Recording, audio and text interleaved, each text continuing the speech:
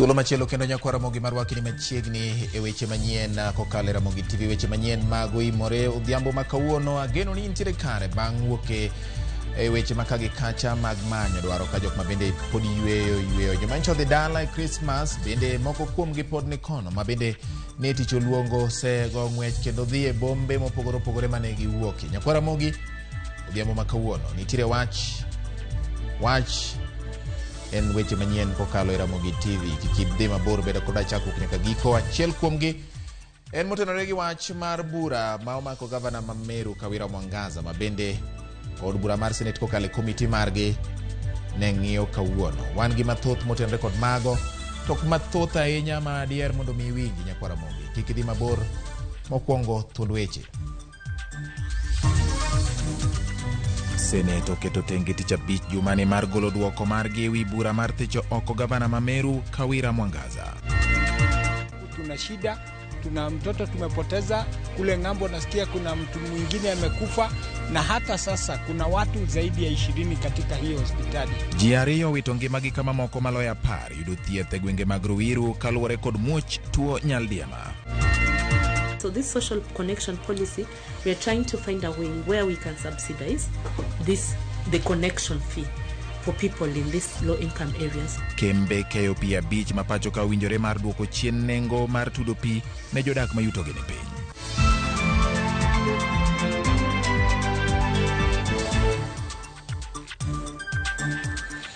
Arwakni machiegni nyakwara Ramogi e weche manyien adimba kokalo Ramogi TV. Parni inyalo tudori kodwa namba 360 ma en namba marwa mar ote machuok, kata bende inyalo loso kodwa kokalo e Facebook mar Ramogi TV, Ramogi TV Kenya, YouTube kaachiel kod Twitter handle marwa en @RamogiTVKE, kata bende inyalo luwo Twitter mara wuon @GeorgeBati_.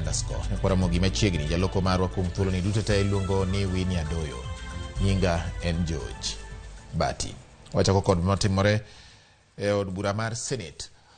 Bura mar golo apisi gavana ma Meru Kawira Mwangaza odonjo odiechienge mar 2 e nyim komiti moyiedhi mar Senate kokalo e janeno mar Kawira Mwangaza Harrison Gitonga. Mwangaza okwedo seyo 62 ma ne ochwal e nyim Senate kod MCAs ma kaunti ma Meru. Kamachielo kinde mag MCAs ma Meru kod senators nochung' motegno kendo chuno Kawira mondo mi oduok penjo ataro kod chung' mare mokwongo. Mwangaza ne oramo ni obiro mana duoko penjo kokalo kuom kinde mage gino ma bende senators ne obalo godo. Nyaka gie sani nyakwara Ramogi wachako adhiane achiel kachiel nyaka od bura mar Senate kama komiti no dhi e nyime kod chenro mage owinjore to gin ang'o gine ma dhi nyime gi timore gie sani. Or did you not make the utterances? We will deal with their meanings. As a matter of fact, the chair assured us they even have Kimeru interpreters. So I'm not even interested in the meaning. I'm only interested in, did you make those utterances recorded on the video? Either you did or you didn't. Which will you take? I repeat again, I made utterances based from the residents of that area, those that demanded their leader, the MCA, to apologize before he goes on to speak. Chair, so that my time is not wasted in the altercation with the witness, I'm inviting you to note the witness is not answering the specific question I'm asking, which is whether the video is a depiction of utterances she made. The witness is obsessed with the implications of the utterances or their meaning, which is not my question. Let us try and avoid that condemnation of the witness. Maybe because you want to get an answer, try and paraphrase your question. As you said, if a lawyer like you, who is schooled in English, admitted that it is a foreign language, how about her? We don't know her professional background.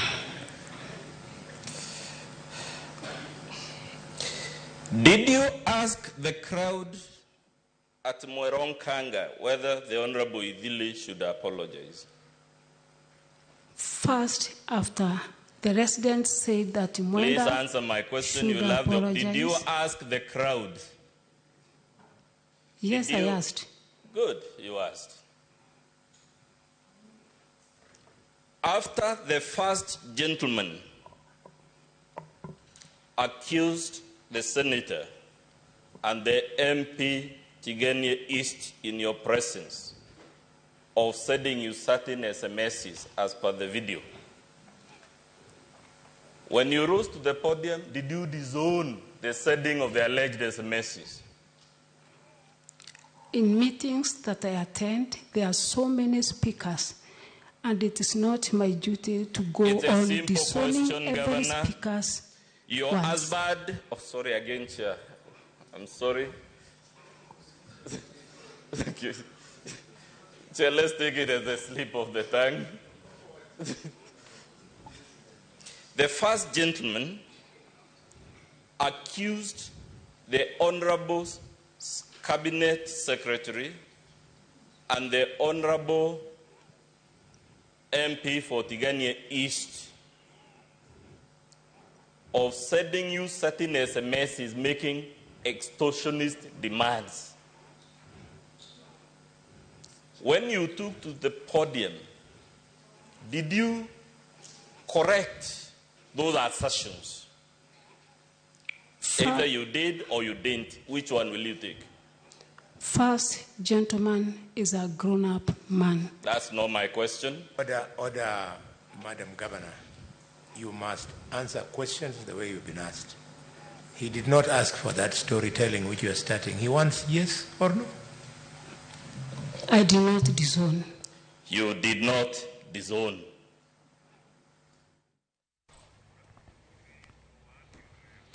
Ramogi bura mar Kawira Mwangaza pod dhi nyime ka kineno thuolo machuok mokalo e od bura mar Senate, kama senators aput kata komiti mar senators ma owal mar winjo burano dhi nyime gi dayo dhoge kuom weche kata seyo ma obiu e wiye kod MCAs mag county ma Meru momiyo ne ging'ado mondo githiche oko. Wawere gi mano koro wadonjo e weche mag lony manyasani.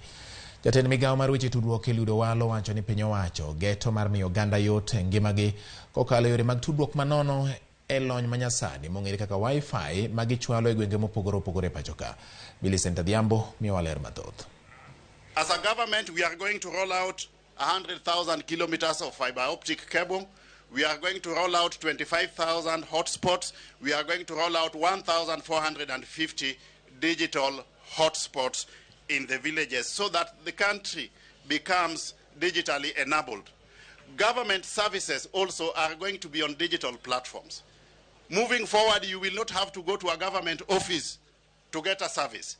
You will be able to transact business with government from the comfort of your house, because everything that the government provides by way of services will be onboarded on digital hotspots. Kano twa kod Ramogi TV kawuono e limbe mare chiro ma ahero e kar chung' od bura manyando kama ne osidho ya yanga dag tudruok manono e yor lony manyasani kata Wi-Fi hotspot e chirono. Eludo Walo nolero ni okang' makamano en mar bero ngima oganda kaka achiel kuom singo mane Kenya Kwanza oketo e agenda margi mar ndalo 100 e apis. I wish to emphasize, as I continue, ladies and gentlemen, that both the hotspot launches and the Hustler Fund are part of the promise that His Excellency the President William Samoei Ruto made during the campaigns to empower Kenyans who live at the bottom of the economic and social pyramid. Ewi mano okoni odhineno ni skunde te bende okodong' chien e weche tudruok makamano, sama bende ojiwo rowere mondo ti kod thuolono mar gerore nikech yor tudruok magichwalono loso nafas mag tije kod lwasi makare mar timo ohala. We will continue to expand the hotspots in all parts of the country, but I also want to appeal to those of us who are capable to help us adapt schools. We must have internet in all our schools. We must have internet in all our hospitals. We must have internet in all police stations. We must have internet in all markets. Jalup Gavana Matthew Zowili mabende no yoro e nyasino e lo Gavana Nyong'o to kane loso bang' puoyo kang' ma Owalo okao mar kelo dongruok ne oganda joluo no kwedo jogo mosebedo kabayo dhogi kendo kiro weche maricho ne ogai mar Azimio Raila Odinga. Bwana CS nje waneno ka samori wuotho gi jomoko mochayo Raila Molo Odinga. To in in nyathi bishop. In nyathi bishop. Ing'eyo ni luor nyaka tim ang'owa nyaka bede. Respect for Raila Amolo Odinga is paramount. Na sio tafadhali. Na sio tafadhali. Omiyo dongruok to ayie to aya nyaka tim ang'owa nyaka rum. Raila magianyo no emokelo Port Kisumo. Raila magianyo no emokelo Ahero interchange. Raila magianyo no emokelo special economic zone. Raila magianyo no emokelo Mende Kisumo. Raila magianyo no emanokelo kazi kwa vijana. Nyaka sani maendag tudruok kata wifi hotspot mara beach majaten migao mar tudruok Oliudo Walo osesidho ne jopiny osingo mar biro wuotho e counties duto te eno ni osidho dag wifi hotspot 20,000 modong mondo Kenya obede ong'ala manyime mar dongore e yor tudruok mag mbui. Millicent Adhiambo, Ramogi TV, Kisumu County. Doho ma Nairobi miyo jathum miluongo ni Collins Kipleting fai maromo $50,000 kata twech dweche 7 kuom wuondo ji e mbui mar Facebook ni en jalup jatend piny Kenya Rigathi Gachagua. Kano chopo doho ma Milimani Buri Nairobi nyim jang'ad bura Esther Kimilu. Collins Kipleting ma jagni 22 ne oyud gi ketho mar loso account gi nying Rigathi Gachagua. Kipleting ma wuok e gwenge mag Sugoi e county ma Uasin Gishu ne omedo kwayo ng'uono kuom jalup jatend piny Kenya kendo kwayo tich.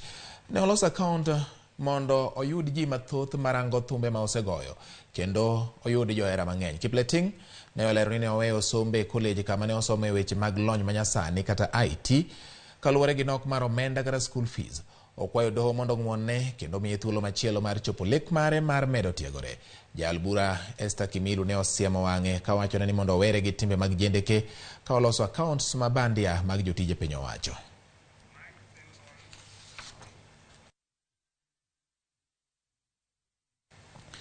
Jari owito ngimagi kama loya 10 mamoko yudo thieth e gwenge mar Ruiru tok muoch mar tuo nyaldiema.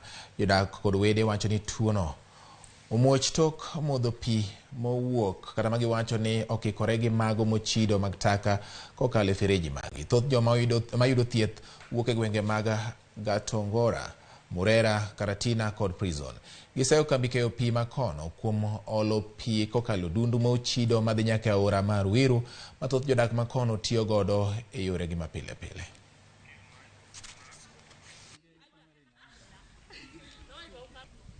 Tuko hapa kwa sababu tumeleta mama yetu ambayo amekumbwa na hili janga la kipindupindu.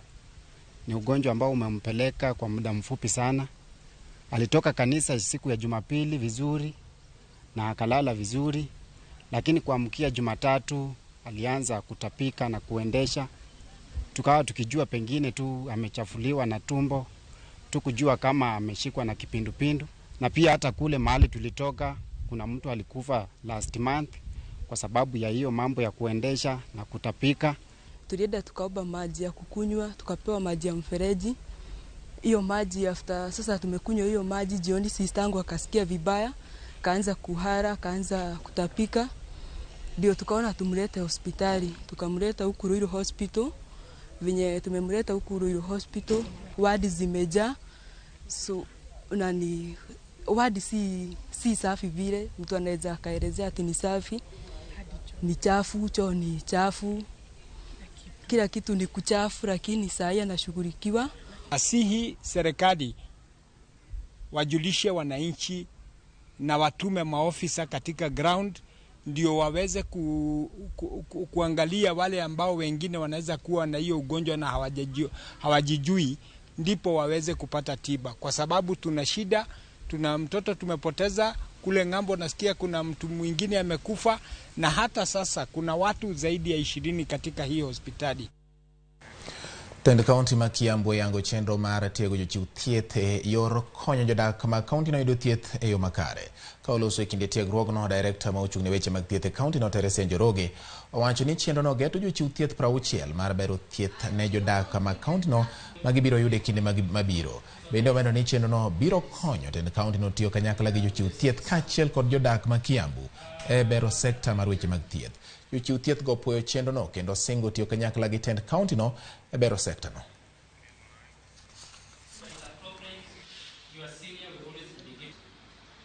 action description. And as we talk about the community scorecard, it is where we are able to identify issues at the facility, issues at the community that are affecting our people. And then from there, as a team, we can be able to come up with interventions. So we empower them so that they can take that information to the community, because the overall objective of every person offering the services is simply give the best to the community. The reason why we are collaborating with the leaders, it's so that we can be able to score the primary health care. That is starting from the household level. We want to seek the lowest person in the community, or the lowest rank in the community, get quality, affordable health.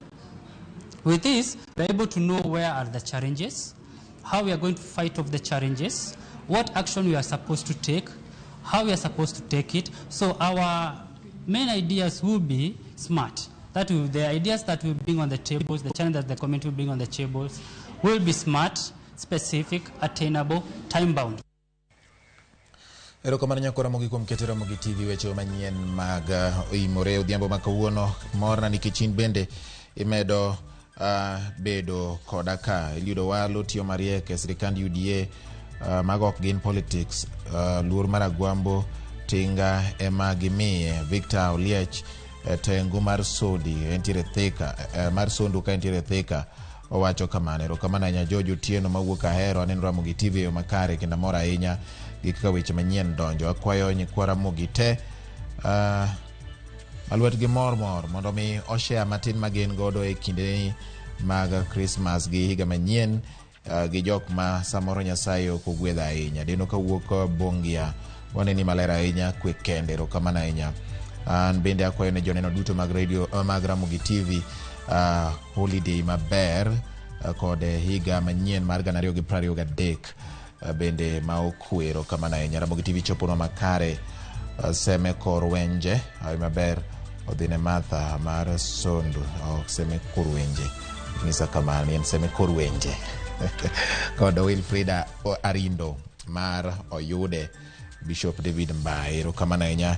Jaduong' Onyango Wiyo kanyakla kod Suno Badha gotoyo lela gi Mikache Jane Onyango wacho ni gin Ramogi TV yo makare weche manyien ridore negi kendo Ramogi TV kaka pile ler kendo goyo maler.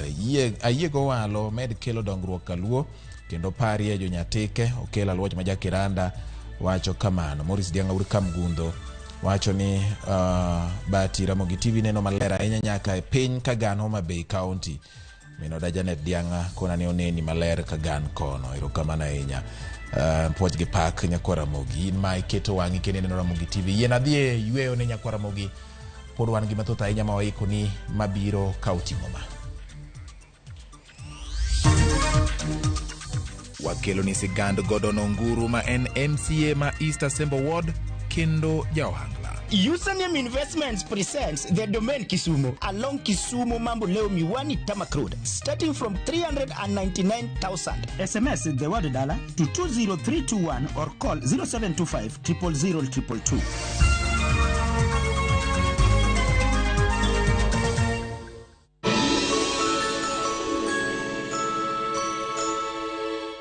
This December. Drama. Have you told them about your marriage?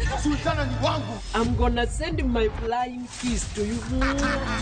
Romance. I love you so much. Comedy. Look at this one. Music and so much more.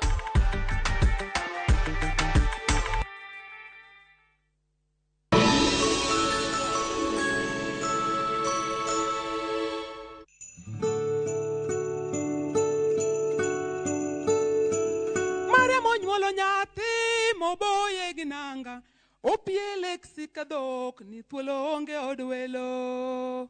Halo nyikwa Ramogi, opak Yesu Ruoth, opak Jawar, nyinga iluongo ni Kristo Otieno kata kihero Yesu Nyale. Akwayo ni hai maber mar Christmas to gima kik wilgo pare ng'ato maonge gimoro be ketne smiling face wang'e to nying Nyasaye biro yudo duong'. Amina.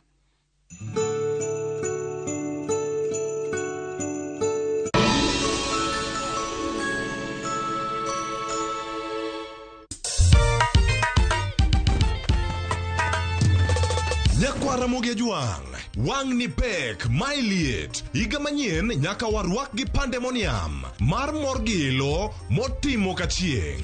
Warwaki tarik 31 dwe mar 12 e nyasi maduong' mar dhai, achiel kachiel e Ramogi TV. Jower muero kaka Javan Makajudo, Adoyo Afrik, Jabidi, Didiman, kod Timeless Noel. Biro bedo kanyo kagimi mor kod jip mar loko iga kaka dwarore. Presenters mause bedo godo chakre iga, to sani wane giko mare. Lin Ramogi, Ninja the Entertainer, Local Instrumental, DJ Vic, Stella Brenda, Hype Man, Ayamu Campo, Toko DJ Toma, Chakre Sangwenu Tieno, Kickbai Katamati.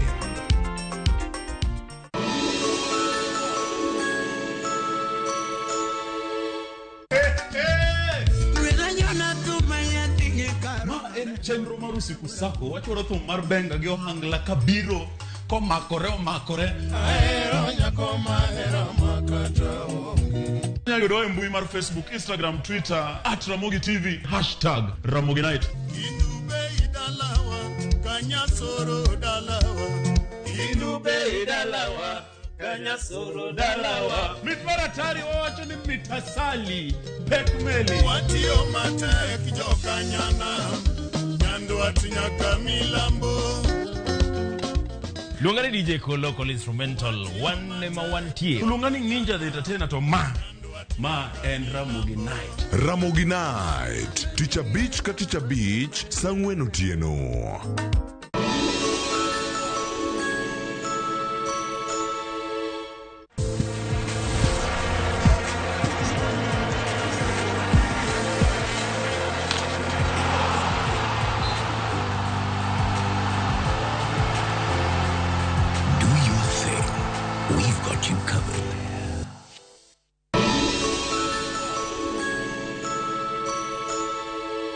Shabake's Premier League's jackpot, 6 Premier League's games, cheza na 8 ball, shinda 100k day. Tuma neno PJP kwa 29063. Not for persons under the age of 18. BCLB license 416.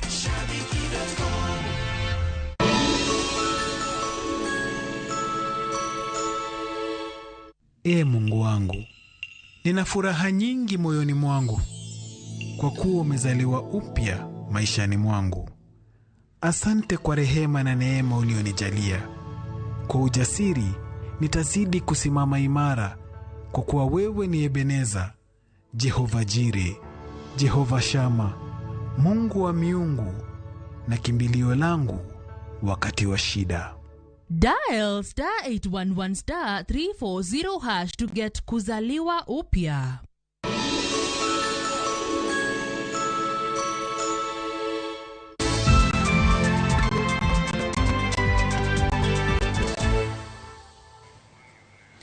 Machigni kendo nyako Ramogi Juang bang'uo ke yweyo no wadhi nyime gi weche manyien. Iwacho ni ng'ama otiyo gi lek mare yudo duoko. Lek mar godo nguru donjo e siasa nochopo kare e yiero mokalo kokao kom mar MCA ma East Assembly Ward. Kata kamano owacho ni herane mar goyo ohangla oko dhi weyo kendo dhi timo matek mar ting'o malo ngima jo ohangla kokalo e chike mochwalo e od bura mar kaunti ma Siaya. Imiyo wale mar wachni kod jafombo marwa Joyce Oduor. Nagodi wuda sembo ya wudi dala jakama lumbe mae thuma agodi wudo nyango ni thuma tinga tera sembo to pinyiramba dhi yuago wuda dhola ni to mamusiepa patel wuda dhola chinga yuagi nadi ya wudi thurua. Mano iwer mane oting'o nying godo nguru malo e higa mar 2015. Wer mane ogolo koyuago osiepne kendo jasiasa mosenindo Patel Adhola mane rike na chiel kuom jogo mane omiyo odonjo e siasa. Nonyuola jawer anyway. Nayudo ka chako wer ka ja nasari. But na develop donje thum 2012. Recording matimo mokwongo atimo 2015 ka osiep na ma Patel nyasayo kao. And pimane thum moge yago kabisa thuma mar Patel Adhola. Godo nguru masani en MCA ma East Assembly Ward mathoth ne ong'ere kod nying mar Godi Konyango ma jathum.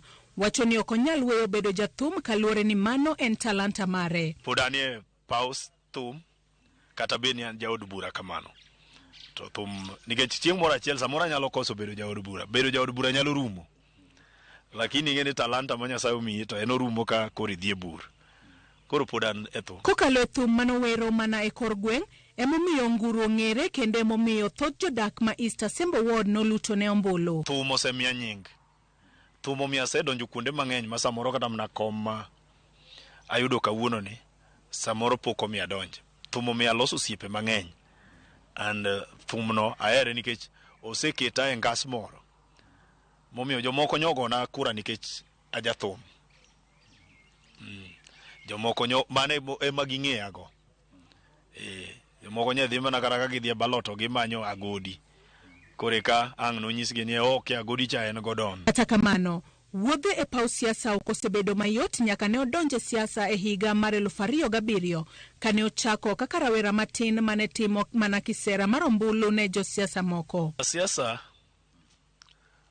donje malong'o kata wachake campaign 207 kana wa campaign ne MP Mararieda machon engineer Nicholas Gumbo.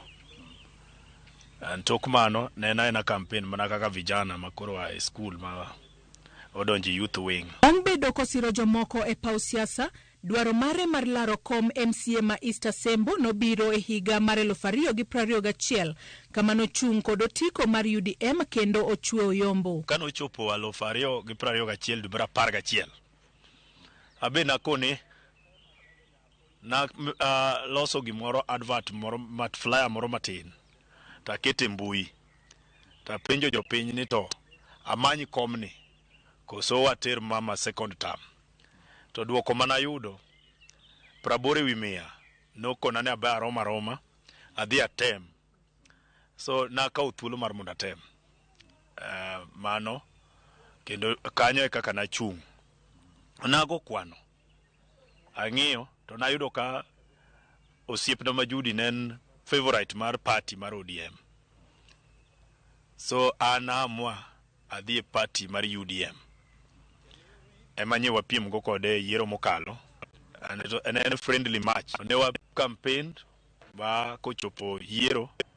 To ane manyo jo East Asembo yiera mondo abed jaote gi od bura Masiaya. Kata obedo ni en MCA, Godon Onguru wacho ni ong'eyo kaka ochano thuolo mare odiochieng' mar bedo e od buch county Masiaya kod mar timo gino mohero main wer. Stage performance manyo tiyo machon ka dok piny. To kapo ni ng'ato gwela e nyasi mare to pod anyalo dhi ma entertain ne ji. And then gi wach mar kaka wapogo gi ing'e ni ng'eny thumbe wa migo e piny luo ka igogi ka mudho lil. To sach mudho lil no onge assembly. Sama mudho lil waduto te waduogo mondo wayue. So wanyalo multitask e yue wano to watimatima gima jopiny dwaro. Kaka jatelo kod jawer wende ohangla, Onguru osingo mar tiyo kod thuolo ma en godo e telo mar neno ni osiro sekta mar wer ka bende ojiwo jower mondo many yore mamoko mag dongruok. Adwa kawo thuolo ma Nyasaye omiya mar bedo MCA ni mondo gitelo na luong gi wabed piny wagoe mbaka. Kendo kata ka wane od bura wabede gi legislation manyalo support artist mag dala ma wan go gi. Because ka wabedo gi legislation manyalo konyo jothumbe wa to wabro dhi kamoro. Jothumbe wagi moko kuom gi gin jothumbe mong'e kendo thumbe gi mit. But king'iyo kata background gi kaka gidak gi ngimagi to wayuak ni thum ok okonyogi. Ji mamiela thumgi lakini gima thum oloke ngimagi otimre nade onge. Koro agombo ni wabiro bet piny wago mbaka kaka oganda mondo wabede gi paro kwasebedo kodgi piny to wane ni chike mage madwa tere od bura kata kaka county government Masiaya madi kony jothumbe wa Masiaya. To wendi kora tieko ya Wudiramba patel wero rumo to Gudubai. Joyce Oduor, Ramogi TV. Ramogi kuom higni 10 nyaka ne piny owacho mag counties chakre, moko kuom geno mag oganda osechopo kama moko bende pok ochopo e gwenge mopogore opogore. E wuoth mar keto piny owacho mag counties e tim osebedo ka oganda osebedo koketo wengegi kuom jo od bura mag counties kata MCS kaka mago ma Migori e chopo dwaro mopogore opogore moting'o loso chike matayo counties. MCA ma North Kanyamkago Jojo Mamba wacho ni timo tich ma onego gitim kaka MCS ok osebedo mayot. Higni 10 koro oserumo nyaka ne sirkand loch gwenge chakre pacho kae. Nitiere genogo mag oganda ma otenore kod sirkand loch gwenge ma osechopo ka moko to koro pok ochopo. Jokanyogo mag od bura mag counties kata MCAs nitiere kod tich maduong' mar neno ne sirkand loch gwenge koro ketie tim kalure kod chik. E seche ma gitimo mae, chik dwaro ni nyaka pach oganda bende koro nywandi e chenro mag dongruok. Like Migori County, japiny samoro ywak ni gin gi keda gik mat akene umbu winjo gin gi kia gik matimore ni samoro pogi gi gimoro matimore. This county government needs what we call Public Participation Act. Penjo maduong' en ni bende MCS e county ni ma Migori e kinde mar higni 10 bende osetimo tijgi makare ne oganda e county ma Migori. Kane wadonjo e bunge to ne wayudo kane onge ne watiyo gi chike samoro manwaboro either from the practice mar national government. Ne waloso chik moro miluongo ni Health Services Bill manobedo an act. Chik ni ne miyo ngufu osiptende matindo ma e piny kocha mondo in charges mag osiptendego obed gi some autonomy to incur expenditure. We passed liquor licensing bill. MCA no ma North Kanyamkago Jojo Mamba ma osebedo dwani ma Migori ka ochak higa mar 2013 wach ni ok gisebedo kod yot mar tiyo ni oganda e yo makare nikech midhiero ma opogore opogore. If assembly is not properly facilitated, mondo oversight the executive is another way of stoppage of oversight. So emomiyo wakwayo sane ni mondo kaber to even the monies mag assembly ubia directly from national government to the accounts of the assembly. Ok niko ke fill form kia 15A kia form kia ngoa B kia form kia ngoa C. Even money forms mag Chebukati. If you get a rogue governor, manyoko ni assembly ni ochwanye, and for that reason kata joge ne moningo sign form go. Okaka kata off ni Mombasa 2 weeks. E kinde mar higni 10 mokalo, ywaruok mar telo be ande ne okwako od bura ni ma Migori. Gino Momamba wacho ni bende yando miyo od bura ni ma Migori ok otiyo tije e yono mowinjore. Dawa inya bunge gi koro asebede muda en ni an Jojo Mamba. Owacho ni koko mano nenore e od burani ok nen manuero ma oganda gore ni wechego mag dongruok to mana telo mar gin giwegi. Self-interest is a problem. Self-interest. It is me and me.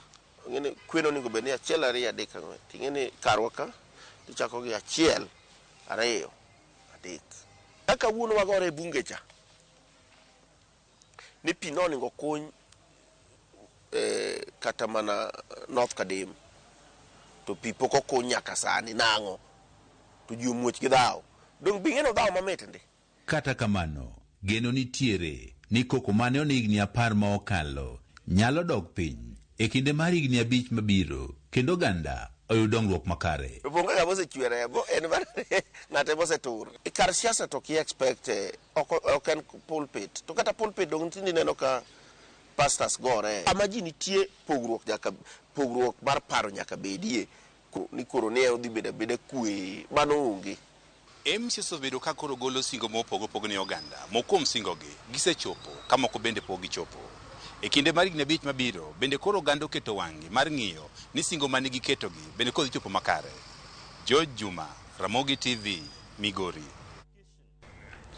Jokanyo mag riwruoge makedo ne ratiro mag oganda dwaro mondo tesende obila duto ma pacho ka obed kod obila motiegi e weche mag kit chwech mondo konyo ng'iyo ratiro mag oganda ma odak kod kit chwech mopogore opogore. Kwayo makama biro kaluwore kod ywak ma osegol kod jogo ma odak kod kit chwech mopogore opogore kaka mano mar transgender makoro wacho ni gisebedo ka giyudo akwede kind oganda to ahinya e tisende mag obila mathoth ma pacho ka. Tendo obila e kaunti ma Migori wacho ni giikore mar rito ratiro mag oganda mani kod kit chwech duto ka bende gidwaro ni jogo mantiere kod kit chwech kaka mano mar transgender mondo obed thuolo kod obila mondo konygi e yo mapiyo. Ywak makama ogol kod riwruoge makedo ne ratich oganda ma ywagni obiro bang' dwe achiel kende to ka jal moro manitiere koda kit chwech makamano miluongo ni transgender ne omaki e gwengego mag Awendo kaluwore kod rwakruok mare. Trans persons across the country to be able to talk about their issues in an environment that is free from stigma, discrimination and violence, because most often some of the things that we see happening is that our personal prejudices and biases sometimes come into play, especially in terms of hindering access to justice. So police desks, I think, will actually become a very, very important entry point for ensuring that trans people are able to talk about their challenges and their experiences in an environment that's actually free from discrimination. Police officers have emerged out well in aspect of understanding the nature or approximately how the transgender need to be handled and how they are and their way of life. So I believe out of this class or session, police officers have been equipped well and they've understood, they've known what to be done. We have agreed that we shall continue to do capacity building to police officers, community sensitization, so that the community can also be aware of some of these issues as challenges. Then these people, they should also come out clearly without being hiding. They should not fear. They should come out and tell them because these officers have been now enlightened on this issue. And we assure them that they will be handled properly at the police station once somebody declares that it's trans. Nyithindo ariyo ma jogni 11 kod 14 mawuok e gwenge mag Tiaty e kaunti ma Baringo wito ngimagi kendo achiel kuomgi oyudo hinyruok e kinde mane gitugo gi gir lweny ma ichich en miruti. Yangore ni nyithindogo ne tugo gi gima ichich ni miruti ma jolweny ocha tiyo godo e tiegruok margi e gwenge makono. Kata kamano jotelo mawuok e gwengego kwayo mondo tim nonro mapiyo mar yango gima ne okelo muoch makamano kendo manyo ratiro ne nyithindo ma owito ngimagi. Bende gikwayo jogweng' mondo bed akicha ne masira makamago e kinde ma jopuonjre pod nitiere yweyo malach. Wapelete omechamuela no le kiongozi ndio yapati yapi wala waja onde kwa takmi kornya takmi. Lazima tupate records yote ndio tuambie hii watu wakuja warokote vitu vyao na walipe hii familia wameumia. Hatujui kama atapona ama atakuwa namna gani, lakini wawili tulipoteza on the spot. Kwa hivyo tunaomba serikali hii ya county, serikali ya national iweze kuona kwamba mambo ya KDF hatutaki tena katika area hii. Kule ni kitu ambaye tunasimama hapa. Kuna mali wanafanyia shooting, mkiangalia ile mlima. Kuna mali nyeupe. Kuna hizo vitu nyeupe unaona hapo. Wanashoot kuanzia hapa, wanapiga kule risasi. Huenda walikuwa wanataka ni kama kuna vile walikuwa wanataka kufanya so wakagonga, lakini kwa kweli hao ma KDF wanafanya training hapa kwa sababu ni watu walikuwa wanalisha mifuko yao na kwa hiyo harakati hawako wanajua wakapoteza maisha yao.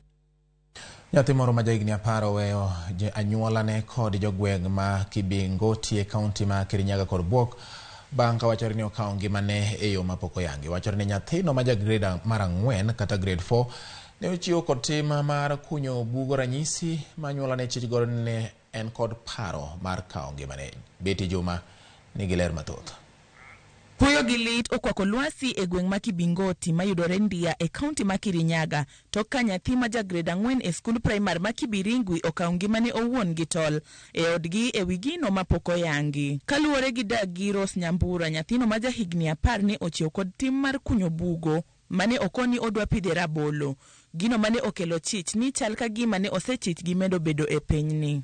Shiba kubwa sana akashiba.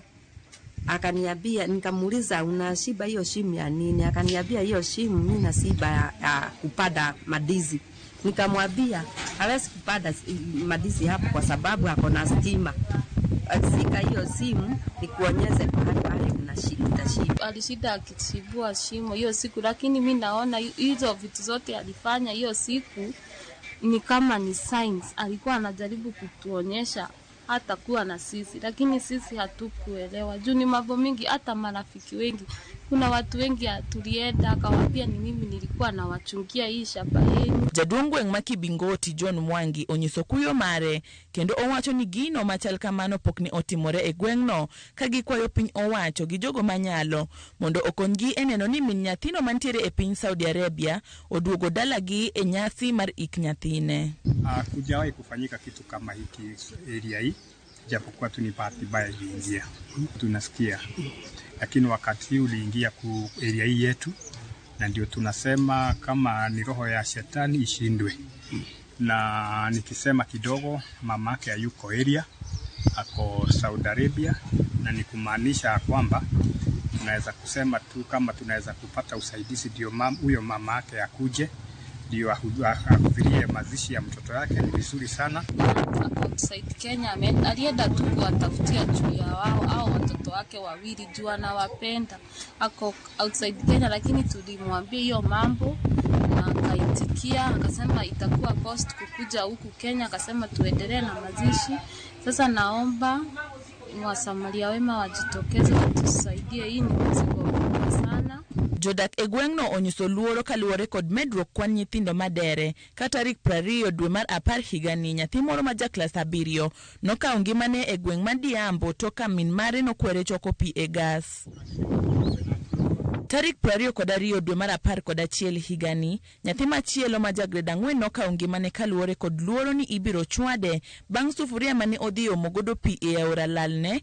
Kama chielo e gweng' ma Maendeleo bende nokawo ngimane e wi wach gweno mane gilaro gi nyawadgi.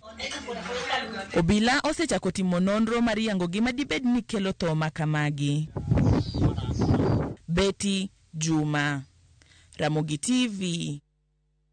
Erokamano ahinya kwa Ramogi kuom medo keto Ramogi TV. Wamedo dhi nyime gi mi wechegi nikech bende pod wan gi mathoth ahinya kidhi mabor ka imedo kete kati biro bedo gi ng'eyo. Lawrence kowuok Sibuoche Kadhola wacho ni amor gi Ramogi TV kendo amor gi MCA ma ja Oangla no akwaye ni mondo omed jiwo kijende mang'eny mondo tigi talent magi e yo makare. Erokamano ahinya. Amor kod Omamba owacho ni pogruok e paro nyaka bedi bato bed pogruok makelo dongruok ok mana mang'iyo i jotelo kende. Oluoch Adede Janoth Nyamkago. Erokamano nya Oluoch. Georgia Agola neno Ramogi TV kantiere Nyakacha Kondego Raila nyaka miluor kendo ka inyalo timno gik madongo koro kik miene gi weche moko magalagala ma chalo gima koro nyisi achaya kata bang' bedo kotiyo ne oganda kuom ndalo mathoth ahinya. Erokamano Lewis kawuok Boda. Ramogi TV mora ahinya gi weche manyien. Moses Okanda akwaye ne jo Ramogi duto ae maber mar Christmas. Erokamano Festo Wood Kano. Ramogi TV miya weche manyien e yo makare kendo mora ndi. Ka endi nyakwa Ramogi jok mabende aneno ka medo orona ote magi ka jaod bura ma Embakasi East Babu Oweno wacho ni oganda onagi owinjo bed ni bedo gi riwruok kendo mongirore maonge nyisa chaya mora mora ne jotelo. Kowacho ni oganda matin moriwore ni kod teko maloyo oganda mathoth mopogore. Erokamano ahinya Mheshimiwa Babu Oweno. Mano bende udluo momako Nairobi koni. Gie sani nyakwa Ramogi yie mondo ateri e yweyo kokalo Ramogi TV gie thuolo ni ni mar pod wan gi weche manyien ma waikoni kaka mabiro ni. Jopur mabora e gwenge mag Tana River ywago lala ni mar oula makuyo pi ok chop e puothegi. Username Investments presents the domain Kisumu along Kisumu Mambo Leo Miwani Tamak Road starting from 399,000. SMS the word dollar to 20321 or call 0725 000 222.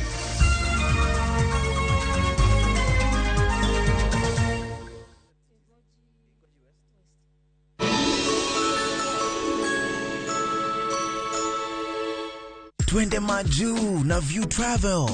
5 days Dubai or Zanzibar from $600. 5 days Mauritius from $900. 4 days Seychelles from $1,000. 5 days Malaysia from $1,500. 5 days Thailand holiday from $1,100. 5 days Cape Town from $1,000 and Bali 5 days from $2,200. Call 0703-254-254 or email connect@viewtravel.com.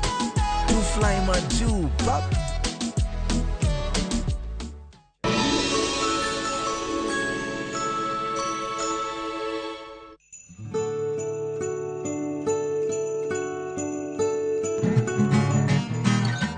Hey, I was sitting they only fly over in Condele. They only fighting in Entebbe. They only muta inobunga.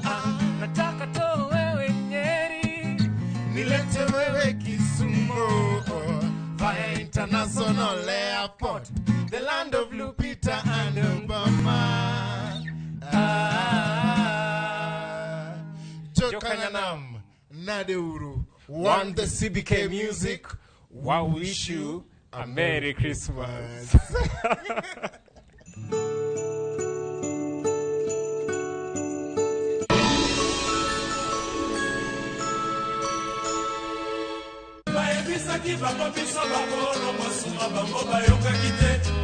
Yuda Matingu. Ondike Biblos ni ask and it shall be given. Me knock and the door shall be opened. That's bit easy. Request and it shall be given. Wangini wakelo ne request kende yani ni yoro text, yoro message. Number one studio in area deka uchelo no. Ma entie dero, the house of rumba.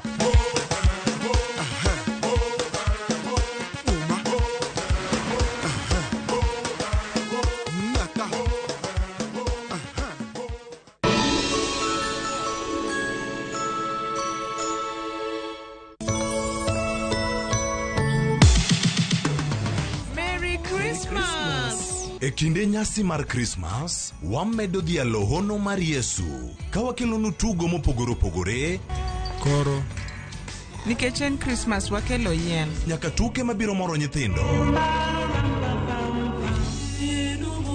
Kwayas mawer mamit, kod gik moko mabeyo beyo. Mane Ramogi TV.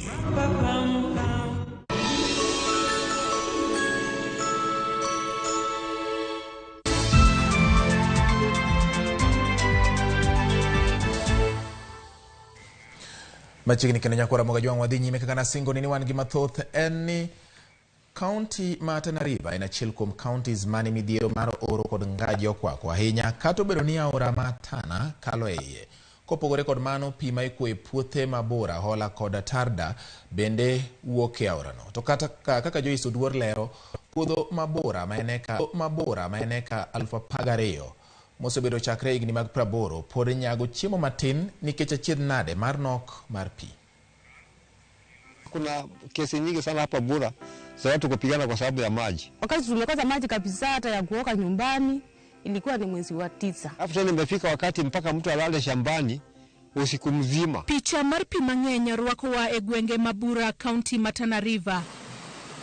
Imbo mar gwengni okiewo kod aora matana kilomita 50 kowuok e gwenge Mahola log ticha mar county ni. Lydia Wanjiru osebedo e puothe mayudore e Bura chakre sa 11 kogwena. En thuolo mare koro mondo pi odonje puothe mopidhe nyanya to krito kuom thuolo mar seche 6.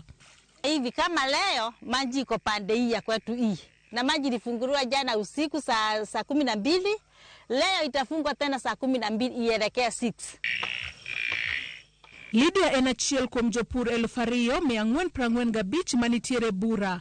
Nodar kodhi kanyo e higa mar 2011. Lakini wakati wa kilimo kilikuwa mzuri kwa sababu nililima na nikaweza kusomesha watoto wangu. Lo maber manyago chiemo mayudore kanyo nomiye geno mar yudo keyo mabupo kod yuto maber. Wakati mwingine napata 51 lakini na wakati mwingine nikapata 100,000 ya ponjo. Sasa wakati wa maji ilikuwa mzuri, kutoka hapa maji kaenda ikipotea, sijui kuliendaje. Sasa kilimo kikawa kama kimekufa. David Kinambaka mabende en japur to nochopo bura e higa mar 1984. Nililetewa habari na chief ambapo alituma sub chief na akatuma mzee wa mtaa kunijulisha habari za hapa bura. Ni skimu ilikuwa ni mpango wa World Bank, ilijengwa kuhusu kusaidia wale watu ambapo ni maskini, ambapo hawana mashamba. Lobni nen chakruok manyien ne en kachiel kod familia mare. Tulikuta kama kila kitu kimeshatayarishwa. Mashamba imetayarishwa, zile nyumba zimejengwa, kila kitu lijengwa, kuna kitu sisi tulikuja kujenga hapa bura. David wacho ni negi yudo keyo mabupo kod yuto mabera kowuokelo, makmana ni higa mar 90 ema weche no chako kethore. Kata kamano ngima gino lokore e seche mane jatend piny William Ruto mane en jatend migao machon mar pur nolimo Eldoret North kendo timo limbe bura. Na alikuja akatua kwa mashamba zetu huko village 4. Alikuja ndege mpaka kaenda akatua ndani ya mashamba. Na akaona ile shida wakulima walikuwa naye, ikabidi apeane msaada, akasema kila mtu alime vile anataka. Lokruok mane obiro no bedo mana kuom kinde machuok kende. Basi ndio kilimo ikaanza kufufuka pale pole pole. Mali naanguka, mali inaamuka, mali naanguka, mali inaamuka. Peris Kamene no biro bura higa mar 2004 tok winjo huma mar bura. Na ile mwaka niliingia hapa, nililima ndio nilipata kukiwa na maji. Wakati huu nililima nikapata 100,000. Tunyaka sani weche koro olokore. Hii mwaka tuko nayo imetuumiza sana njuu. Nimepanda mahindi ikakauka kwa kukosa maji. Nilikuwa nimepanda 3.5 na nilikosa kwa kukosa maji. Nikaruti nikapanda posho. Nimekosa kwa kukosa maji. Jopur koro lieko ni oula matero pie puothegi kowuok e aora matana ne ging'ikruoka. Shida hii yetu inatokea kwa hiyo main intake ya Lanigi. Unajua kutoka 1982 hii scheme ilijengwa na watu wa World Bank. Na hiyo mtaro ilichimbwa na World Bank. Ningeomba serikali ikorogee hiyo mtaro. Ndio isiwe inaharibiwa na ng'ombe, kwa sababu huku ni kwa mahali ya wachungaji. Hao wachungaji wakienda kupatia ng'ombe sawa, maji zinaingia kwa mtaro. Unaona mtaro inaenda na kuzibika. Saa nyingine mtaro inakata mahali ng'ombe zinapitia kwenda ukunywa maji. Kata kamano telo mar bura to kwedo wechego. There is a time that water was rationed, especially around the months of September, October. And this was a phenomenon that was happening across the country. Of course, we all know that there was drought within the country. And when there is drought in terms of affecting water distribution, the river levels were very low. Philip Owiti no biro kod wuon mare bura higa mar 1984 kaene klas 6. Oparo maber achiedh nade mag puodho mabura. Kwanza ilipofika mwaka wa 1994, maji kapotea kabisa. Mpaka hata ya kunywa hakuna. Tulikuwa tunachukua baiskeli tunaenda 25 kilometers kutoka hapa mpaka kwa mto kwenda kuchota maji. Achiedh nade osemedo rieko kendo koro wilo gino mopidho. Introduce mambo ya Kenya Seeds. Kenya Seeds ilipokuja tukaona kwamba ni mwangaza na ni msaada. Kweli tulifaulu kwa hiyo Kenya Seeds, sababu tulikuwa tunalima, tunapeleka mahindi Kitale kama mbegu. Ukilima vizuri unapata kama 1.5 na nusu 200,000. Manager mar bura omor kod okang' ma jopur kao mar loko kit chiemo ma gipidho e kinde mag oro, kowacho ni chiemo kaka ochele dwaro pi mang'eny. Currently the scheme runs on diesel. And we use about 300,000 per day of pumping. If you multiply that with a season of 4 months to sustain a crop, the cost is very high. Jopur kod jodito Tana River wacho ni aora Matana nyalo nyago chiemo manyalo romo kaunti Matana to kod Kenya mangima, kaka jopur ma Misri timo kata obedo ni en piny manie thim, kendo ginyago chiemo ka gitiyo kod pi mawuok e aora Nile. If you compare with Egypt, Egypt has given priority to irrigation in the Nile Delta because it is their only livelihood. If the government can shift focus and give more funding to irrigation, maybe we will achieve that, but not in the immediate now. Ka sirikal ok oketo ng'ala manyime yore maber mag keyo pi e puothe, kaunti ma Tana River biro medo bedo kod kech kata obedo ni aora matana kalo e iye. Joyce Oduor, Ramogi TV. Komiti mochung'ne gayo kech kod oro e Thurka ochwalo chiemb kony ma nengone nyalo romo $11 ne jodak e kaunti ma Kilifi kaka yorno mar gayo midhiero mar kech kod oro. Chenrono mane otele kod jakom mar komiti no ma en jata tije e bengi mar Equity James Mwangi geto familia maloyo 200 modak e kaunti no. Wycliffe Oko nigi ler mathoth. Kaka yorno mar chopo ting' mare ma en thiro kech kod oro ma ogot rach e Thurka, kamati makedo ne oro tinende ne ochwalo chiemb kony ne jodak e gwenge ma Adu mayudore sub-county ma Magarini e kaunti ma Kilifi. Chenrono mane otelie gi jakanyo e kamati no Dr. James Mwangi gi jagoro mongirore bad migawo marango gwenge motwe e Thurka Asal Idris Dokota ne ogeto familia maloyo 200 maduto ne oyudo omenda maromo 4,000 e kind familia ka familia. Serikali imeweza kushirikiana na mashirika na tukaleta leo chakula, gharama yake ni takriban shilingi 4,000, na zile nyumba ambazo tumepanga zipate chakula kama hiki ni nyumba 2,860.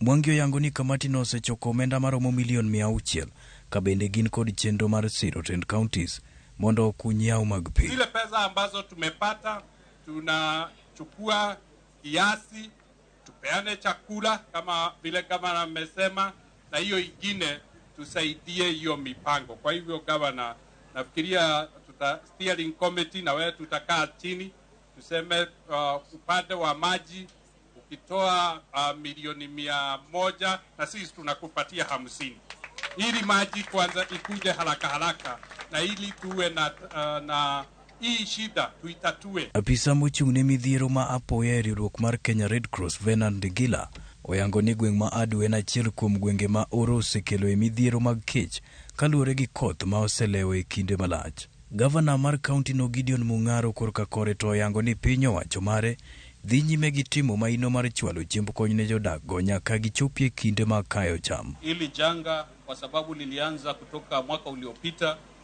na mpaka sasa mvua haijakuja kwa misimu zote, karibu misimu 5 sasa. Wananchi wamedhurika sana. Najua watu wanaona kuna nyesha ama imeanza kunyesha. Huwezi kupanda mahindi siku moja ukavuna siku moja. Kwa hivyo ili tuweze kushikilia hata tukipata mvua mwezi wa 3, watu hawa wataanza kuvuna mwezi wa 6 mwaka ujao cha mvua ikinyesha. Kwa hivyo kuanzia sasa mpaka hapo bwana PS, lazima bado tuwasukume hawa, tuambie serikali kule mnatoa mtoe na mimi nitoe, wafadhili watoe. Wakianza kulima walime mpaka wavune, utabidi waishi. Kwa hivyo lazima tuwasukume mpaka wapate chakula chao, alafu sasa tunaweza kuachilia kidogo. Kaluwore gi koth ma oserem chwe thoth gwenge ma Thurka, kamati no ma otelnegi gi jalup jatend piny Rigathi Gachagua pod biro dhi nyime gi chenro mar chwalo chiemo e gwenge ma kech liye kaka achiel kuom yorego mag gayo oro gi kech e Thurka. Wycliffe Oko, Ramogi TV. Kenya sani nitiere thuolo mar 3 tok piny China kod India e uso mar majan e pinje maoko. Username Investments presents the domain Kisumu along Kisumu Mambo Leo Miwani Tamak Road, starting from 399,000. SMS the word dollar to 20321 or call 0725 000 222.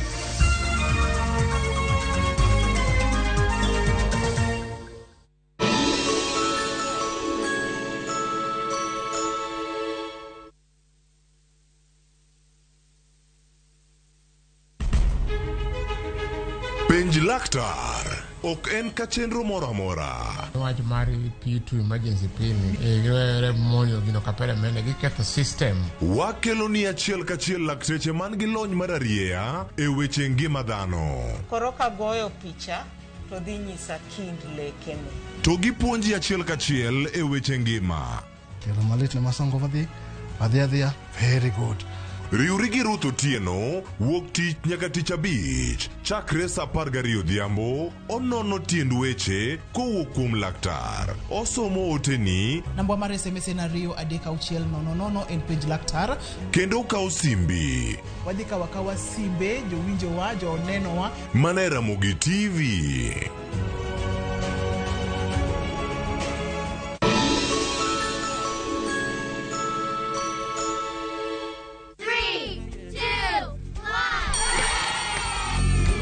Ngeso ka ngeso chakre sa adek okinyi en seche mag wayudo weche mamoro nyithindo kaka talanta, tuko fulta kimaso, sitendawili koda lunga. to chenro ok nyal bedo chenro ka onge sigana sigani mamitna chuo gik moko kod tedo. Turu kodwa ngeso ka ngeso ka wan gi Lox Ponde kata Lox P, Josephine Achieng kata Josephine Jos kod Ansali Kosgeo Odhiambo kata kihero Sally the Queen. Wanero ngeso.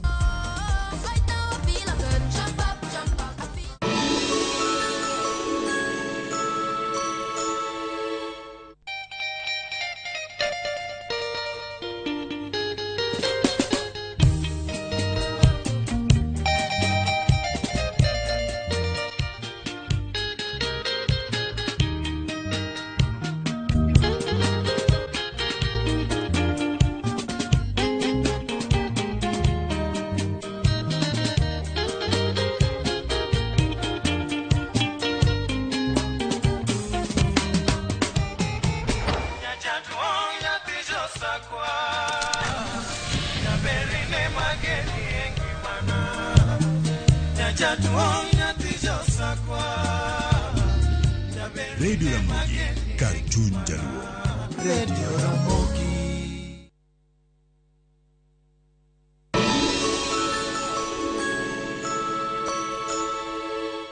Winning on Shabeki.com is getting easier. Enjoy highly boosted odds on Shabeki.com. Kuwa Shabeki. Play now. Not for persons under the age of 18. BCLB number 416. Shabeki.com.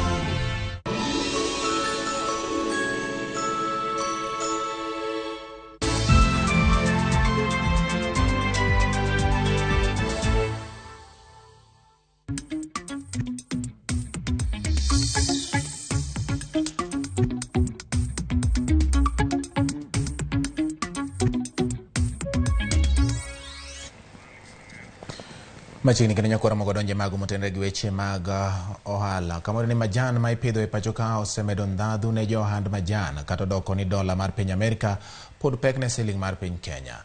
Cleophas Oluoch miyo ler kaka chiro mar majan osebedo e kinde higa mokalo gi higani.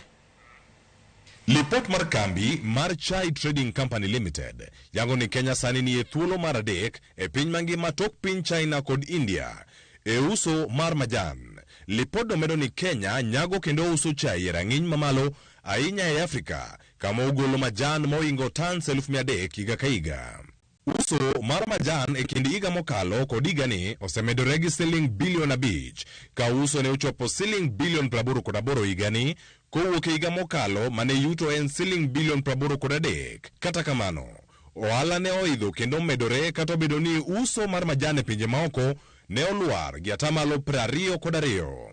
To gin gik mage ma osethiro ohand majan? Achiel kuomgi en okang' mane sirkand Pakistan okawo e tamo jopiny madho majan dwe mar 6 higani.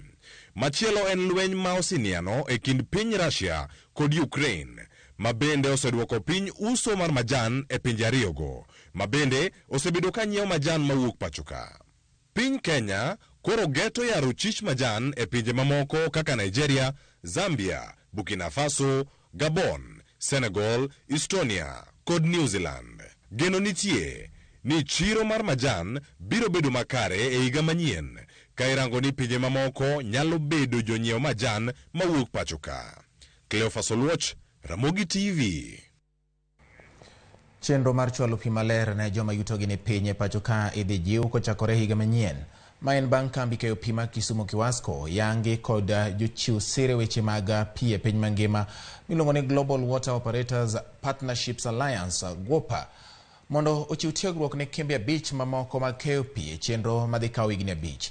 Kembe pi moyudo sirno oting'o kambi mar keyo pi e kaunti ma Kakamega Kiwasko, kambi mar Kiambu KWCL, kambi mar pi ma Amatsi miluongo ni Awasco, Ololeza Water and Sewerage Company OWSC kod kambi keyo pi ma Mombasa Moasco. Kiwasko oyer mar chiwo tiegruok makamano kaluwore kod yo manemba mane gisechwalo godo pi ne jogo mayutogi ni piny.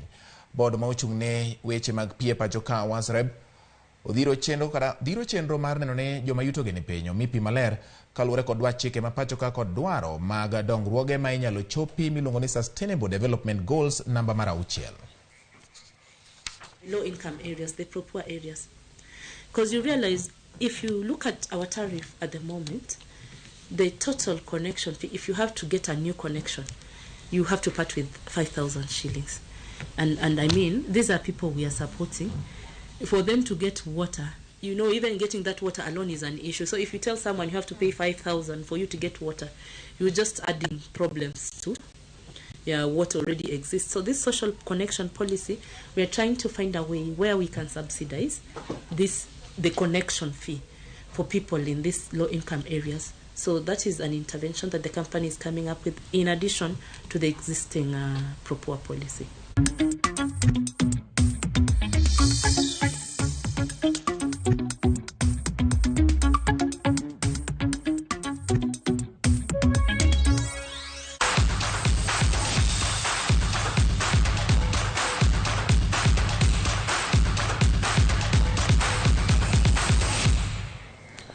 Donjo weche mag tuke bayo tong' nyalo teri mabor nyaka Ramogi kinda maduong'. E kaunti ma Narok wayudo Leshan Itanao, rawera ma sulene medo rieny e tuke mag bayo tong' kata javelin. Leshan timo rakom mare alap ma William Ole Timama Stadium